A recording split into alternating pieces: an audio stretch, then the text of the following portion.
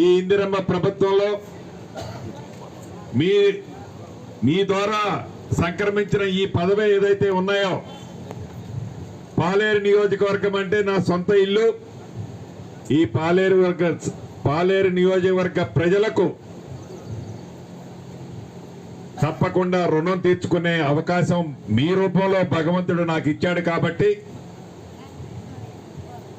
మౌలిక వసతులకు సంబంధించి ఏదైతే రోడ్లన్నీ ఇరుకున్నాయని చెప్తున్నారు, ఇరుకున్న రోడ్లకి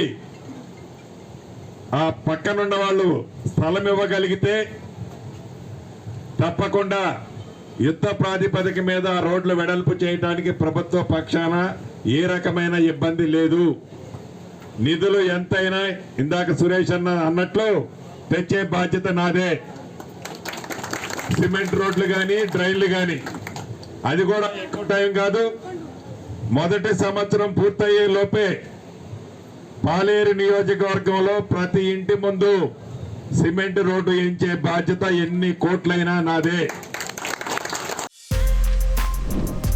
For more videos like this, subscribe Big TV channel.